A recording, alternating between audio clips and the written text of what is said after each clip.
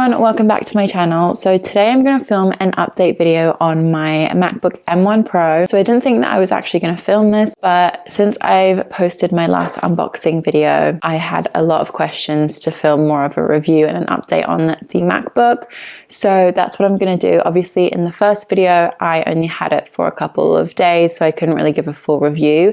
And now I've had it for about a month and a half, almost 2 months, so I can say a little bit more about what I like versus what I don't like about it. So just to clarify, the MacBook that I've got is the MacBook M1 Pro, 16-inch with a 10-core CPU and 16-core GPU. I also have 16 gigabytes of RAM, which is, I think, the minimum amount of RAM that you can get, and I have 1 terabyte of storage, so I did update that. So it's obviously not the maxed out version. I would say it's in the middle of the new released MacBooks. So the programs that I have been using on my MacBook, I've written these down so I don't forget them, but I have been using Final Cut Pro, Photoshop, Adobe Illustrator, Adobe XD, After Effects, Adobe InDesign, and Lightroom. So if you don't use any of those, I can't really speak on how they perform. But these are just the ones that I use and what I can speak on from experience. Before I get into the performance of the MacBook, I'm Shah, a branding and web designer based in the UK. Don't forget to subscribe and give this video a thumbs up if it's useful to you. So onto the performance of the MacBook Pro. I have been using it pretty much for all of my graphic design, video editing needs. For Final Cut Pro, I have recently been editing in 4K. I have a new camera, but it has been an absolute breeze when editing, even with 4K. It's extremely fast. It runs through smoothly. I never have like a lag or an issue with it, and also export times are really fast. Now, I did mention on my last video about the SD card issue, and a few people commented saying that if you leave the SD card in, it actually reads from the speeds of the SD card, which makes sense. So I haven't done that anymore. I insert the SD card, upload the footage, take it out, and edit the footage directly from my MacBook. So that solves that issue. So yeah, Final Cut Pro, not an issue whatsoever, even editing with 4K. Now, I don't make the longest videos. All of my videos are about 12 to 13 minutes long max. So if you were to edit much more intense videos, longer videos, I can't really speak on that, but for what I'm doing, like YouTube videos, it's completely fine. In terms of Illustrator, I mainly do branding and I manipulate a lot of text. I make mood boards, things like that. So it's not really intensive. When I do use things, I would have Adobe Illustrator open, maybe Photoshop, I'll have Google Chrome open, I'll have Adobe XD open. So I have all of these things running, and even with 16 gigabytes of RAM, I haven't seen an issue whatsoever. It's really, really good for multitasking, which I have a bad habit with having things open all the time. Even my Google Chrome tabs, there's like a million tabs open at once. So I haven't had an issue with that. I've also been able to test out After Effects a little bit more, which is extremely smooth. I'm comparing my experience to my old MacBook Pro that I had, which was a 2017 model, and the difference is honestly night and day. It's so different. Things run smoothly. I haven't had an issue with lagging, which I would have all the time with my old MacBook. Even the export speeds are ridiculously fast, which I touched on that in my old video, but even coming back to it and using it more, I did think that there would be more of a lag the more that I used it, but there still hasn't been any issues whatsoever. So I'm really happy with After Effects. Like I said, I don't do extremely intensive tasks on Adobe Effects. I do kind of basic animations, but After Effects in itself is a very heavy software to use. So even with that, I still don't have any issues, which is really good. Now, Photoshop, Lightroom, and InDesign, all the same. I don't use these softwares heavily, so I can't speak for someone who does. But in my experience, it has been nothing but smooth. Everything works perfectly. Even editing a batch of large files, there hasn't been any issues that have come up for me. So there's nothing bad to say about that kind of software. So if you can't already tell, in terms of performance, I'm extremely happy with it. I don't really have many complaints. Like I said, I don't use these softwares very heavily.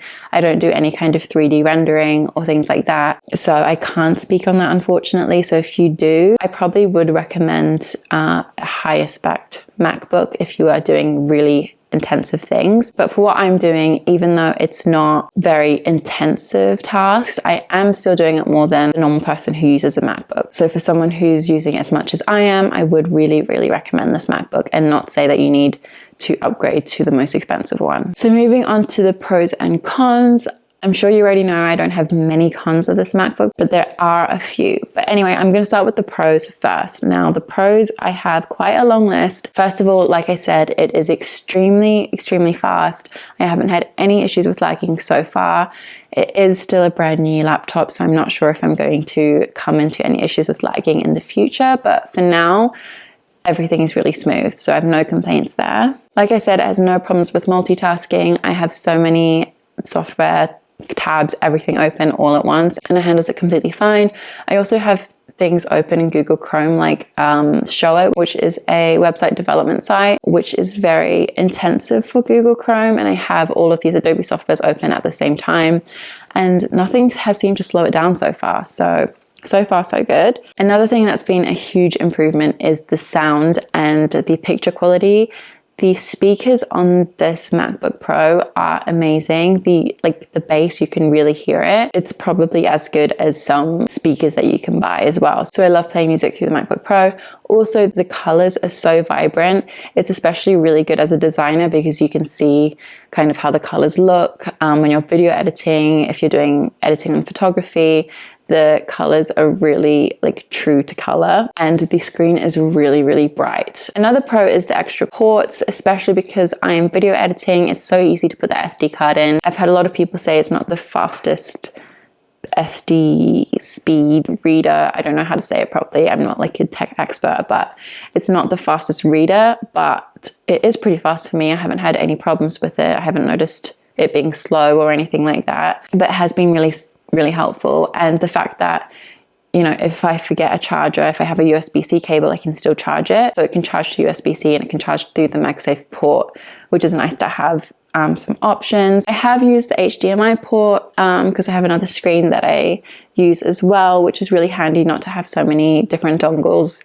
You can just plug it straight in. So it's a lot more convenient not having to pack as many things, as many dongles and accessories when I bring my laptop out. Another thing that has been a huge bonus for me, which isn't in itself to do with the MacBook, it's to do with the storage that I chose, is that I don't have any more storage problems. When I used to use my old MacBook, I think I only had 256, maybe even less actually, gigabytes, and it would constantly run out of storage.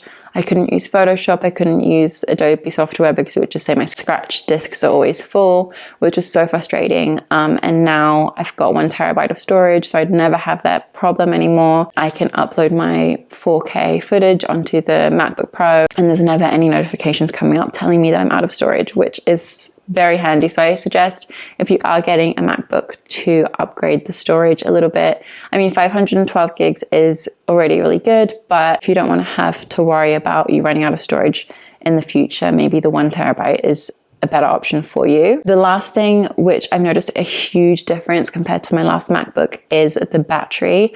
I can charge this at 100% and take it with me to the office, and it will last me a full day without charging. And that being said, I'm using all of these softwares. I'm doing 100 different things on my laptop, like very intensively throughout the day, and I still have battery at the end of the day, or I might need to charge it for the last 30 minutes of the day. But that is crazy compared to my old MacBook, which I need to charge maybe after 1 or 2 hours. So the battery life on these MacBook Pros are insane, and to be honest, it is well worth the upgrade. So the next thing I want to talk about are the cons, and there aren't many, and these are just me really nitpicking because they aren't too much of a problem for me, but they are something that I want to touch on.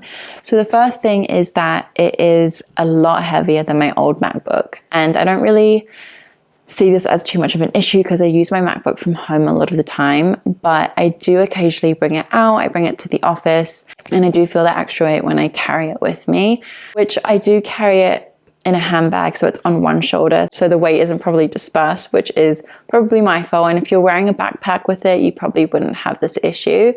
But for me, when I'm on the train and it's a long journey, I definitely can feel the weight on my shoulder, which is a bit annoying. But like I said, it isn't too much of an issue just because I don't bring it out that often. The next con and the last con is the price. So I spent £2,600 on this. That's British pounds, so you can convert it to where you're from, which is a lot of money. And that's not including the insurance I paid on that as well. And if you are spending this much money on a laptop or a piece of tech, I do recommend that you do add on that insurance as well, just because in case anything happens to it, you don't want to have to buy a fully new MacBook and spend another £2,600. It is a very, very pricey MacBook. But having said that, I think the only reason you would need to buy this is if you were some kind of creative and you were making money from your MacBook. So I do think it is worth it for me anyway. It really does speed up my workflow and it's just a lot easier to use. There's less frustrations, less hassles, and it's just a really smooth work machine. So my final thoughts are, if you're anything like me, your workflow is similar to mine, you're doing kind of mid-range intensive tasks, you're a graphic designer, you do YouTube, then this MacBook is perfect for you.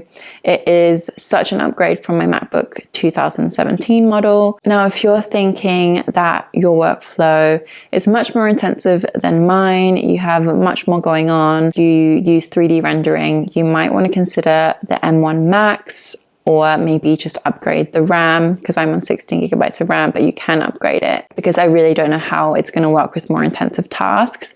But for the tasks that I'm doing, honestly, this is a perfect MacBook for me and I'm extremely happy with it. So yeah, I think that's about all I can comment on this MacBook. If you have any other questions whatsoever, if there's anything that I missed, feel free to leave a comment below and I'll be happy to answer any questions you have about the MacBook. But I hope you found this useful, and if you did, don't forget to subscribe and leave a thumbs up, and I will see you in my next video.